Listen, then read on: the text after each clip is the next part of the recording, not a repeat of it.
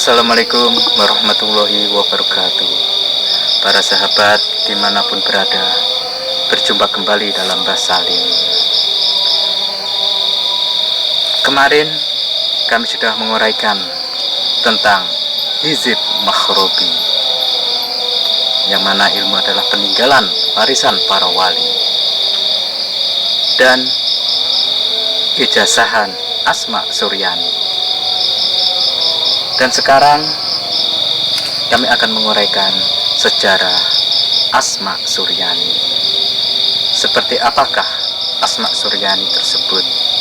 Kenapa banyak peminat keilmuan tersebut simpel dalam pengamalannya, namun luar biasa dalam manfaat dan kegunaannya dalam kehidupan sehari-hari. Luar biasa dalam manfaat dan kegunaannya dalam kehidupan sehari-hari.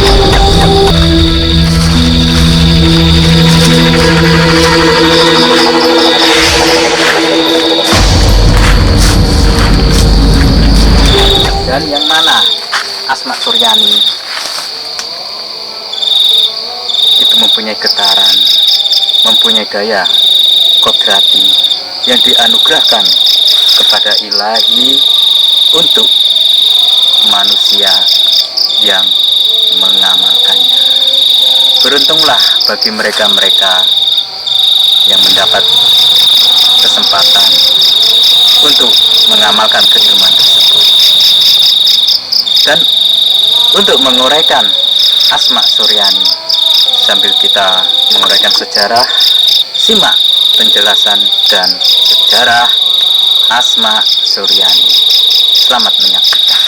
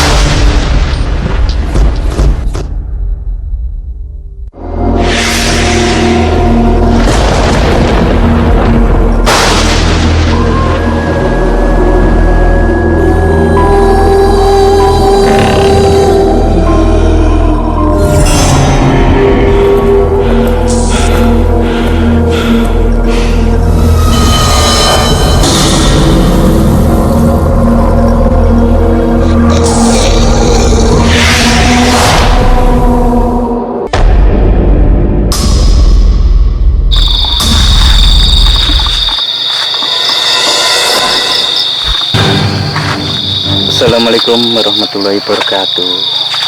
Kita akan menguraikan Asma Suryani. Salah satunya adalah mengenai Raja Asma Suryani.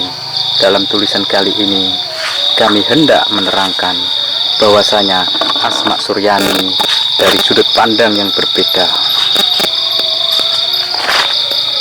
dan tanpa dimaksudkan untuk menambah wawasan bagi penonton, pemirsa di Mbah Salim dimanapun berada. Apa yang dimaksud dengan Asma Suryani adalah sekumpulan nama-nama Allah yang berbahasa Suryani, yaitu bahasa kuno pada zaman dahulu yang pernah digunakan di Timur Tengah, ya. Di zaman Rasulullah SAW, bahasa ini masih dipakai di masyarakat. Oleh sebab itu, Rasulullah SAW memerintahkan salah satu ajudannya, yaitu Zaid ibnu Tsabit, untuk mempelajari bahasa Suryani. Bagi para ahli ilmu hikmah, tentu sudah tidak asing dengan Asma Suryani tersebut, atau lebih tepatnya Asma Suryaninah. Mengapa demikian?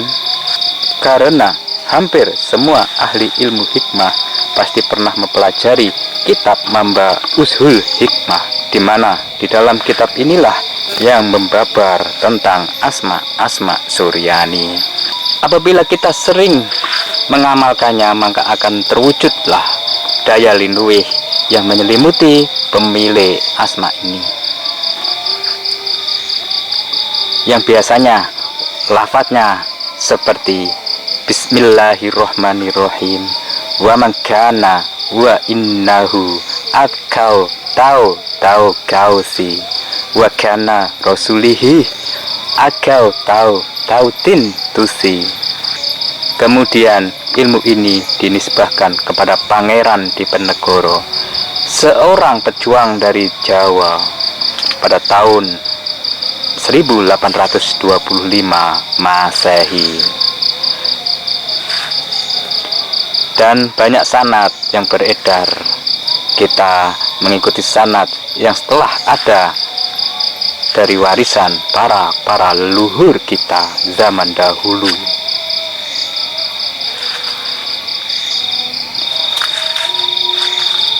Dan bagaimana Asma Suryaninah yang asli?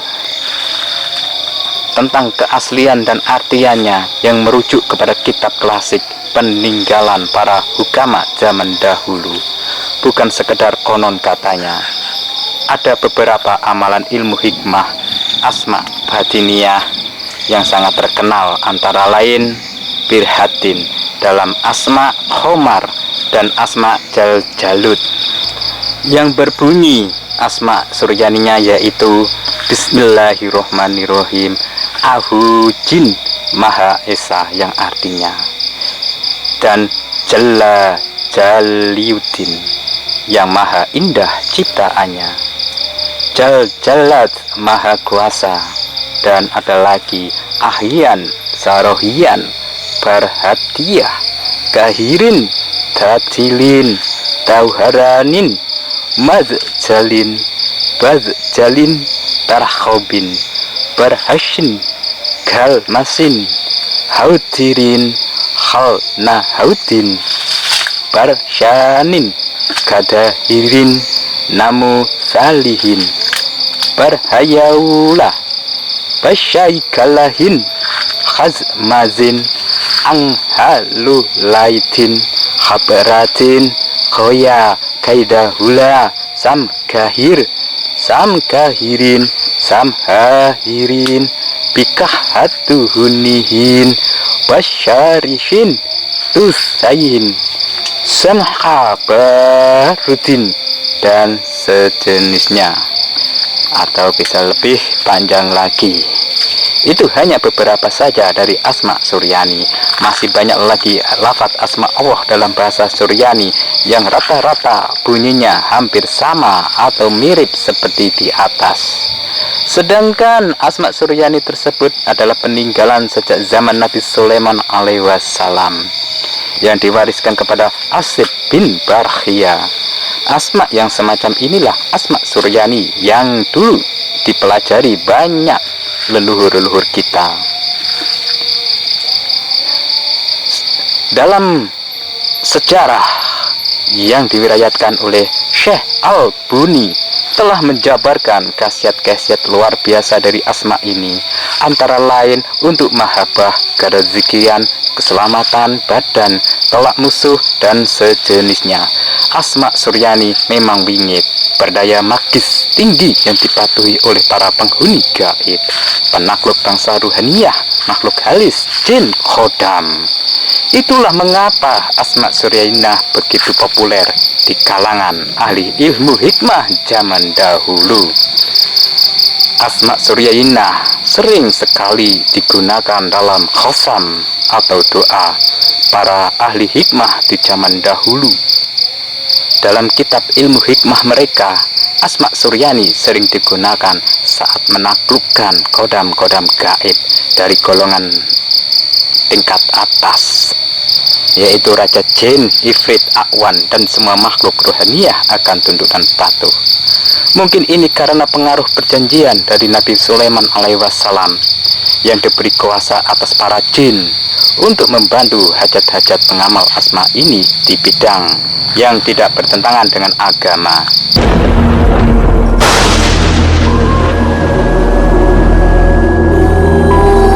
dalam budaya mistik Nusantara, untuk mencari atau mengangkat harta karun dari alam gaib membutuhkan berbagai macam jenis pusaka, mulai dari milah delima sampai jenglot. Tetapi tidak demikian dengan mistik Timur Tengah. Mereka tidak memakai pusaka, namun mendaya gunakan asma suryani yang mumpuni dan sempurna. Untuk itu, mengapa asma ini memang kategori ilmu sepuh dan tua? Tetapi untuk menguasai ilmu asma suryani tidak semudah yang dibayangkan. Jika hanya untuk menaklukkan jin lokal menggunakan sugesti atau mantra biasa pun bisa dengan asma ini. Tetapi jika yang akan ditaklukkan adalah raja jin, kodam berumur ribuan tahun yang mumpuni dan sakti, sebaiknya kuasai ilmu asma suryani ini. Selanjutnya, Syekh Al-Buni menerangkan dalam kitabnya bahwa jika asma suryani dirajah di kulit kijang, lalu dibacakan asma suryaninya sebanyak 1000 kali, kemudian rajah tersebut dibawa, maka seluruh kodam suryani akan datang dan membantu hajat pemilik asma ini. Dan semua kodam tidak akan meninggalkan pemilik ilmu ini selama membawa rajah tersebut. Salah satu khosamnya tentang asma suryani yaitu tawakkalu ya khodama hazal ismil jalili bihaqihi alaikum wa tohatihi ladaikum wajibu wazibu kholba kaza wa kaza ila, dan seterusnya. Dan di bawah ini bentuk pola raja asma suryaninah yang pernah kami buat. Setelah melewati beberapa kali eksperimen untuk menyusun bentuk raja dan asma suryaninah yang diijazahkan oleh Syekh Al-Buni di atas, saat perajaan pertama boleh dikatakan gagal. Kemudian pada minggu depannya riadoh lagi dan merajah lagi, tapi belum berhasil juga. Dan di ketiga kalinya selanjutnya mulai dipahami cara merajah. Jadi untuk merajah asma suryani membutuhkan waktu dan konsentrasi waktu yang sangat relatif lama.